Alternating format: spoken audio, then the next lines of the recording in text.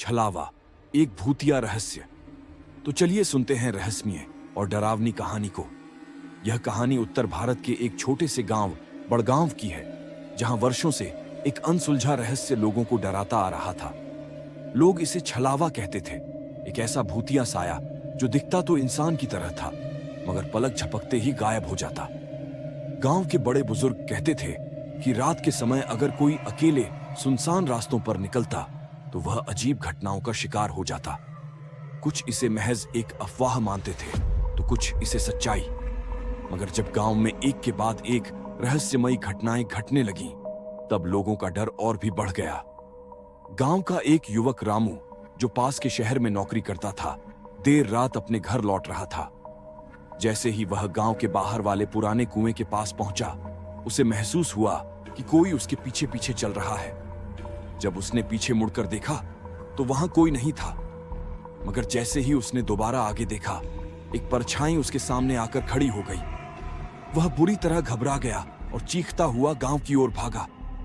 अगली सुबह जब गांव वालों ने कुएं के पास जाकर देखा तो वहां कुछ भी नहीं था, मगर कुएं के चारों ओर बड़े बड़े पैरों के निशान बने हुए थे, जो धीरे धीरे गायब हो रहे थे। इस घटना के बाद गांव में दहशत फैल गई। लोग अब रात में बाहर निकलने से डरने लगे। गांव के बुजुर्गों ने बताया कि यह कोई नया मामला नहीं था। सालों पहले भी ऐसे ही कई लोग इस छलावे के शिकार हो चुके थे। लेकिन यह कौन था और क्यों लोगों को डराता था? यह सवाल सभी के मन में था। गांव में एक बूढ़े बाबा रहते थे, जिन्हें सब तांत्रिक बाबा कहते थे। उनका मानना था कि यह छलावा एक भूली बिसरी आत्मा थी, जो किसी न किसी अधूरे काम के कारण इस दुनिया में अटकी हुई थी। बाबा ने कहा, अगर इस आत्मा को शांति नहीं मिली तो यह गांव के और लोगों को परेशान करती रहेगी। बाबा ने गांव के मुखिया रघुनाथ जी को सुझाव दिया कि वे गांव के सबसे पुराने मंदिर में एक विशेष हवन करवाए। गांव वालों ने उनकी बात मानी और हवन की तैयारियां शुरू कर दी। हवन वाले दिन जब गांव वाले मंदिर पहुंचे तो वहां का दृश्य देखकर दंग रह गए। मंदिर का मुख्य दरवाजा टूटा हुआ था और अंदर की मूर्तियां बिखरी पड़ी थीं, मानो किसी ने वहां जबरदस्त तांडव किया हो। तभी अचानक मंदिर के अंदर से एक तेज हवा चलने लगी। लोग डर से पीछे हट गए। बाबा ने मंत्रों का जाप करना शुरू किया और तभी एक भयानक आवाज गूंजी, मुझे मत रोको, यह मेरा बदला है। गांव के कुछ बुजुर्गों ने बताया कि कई साल पहले इसी गांव में नरेश नाम का एक आदमी था। उसे तंत्र मंत्र का बहुत शौक था।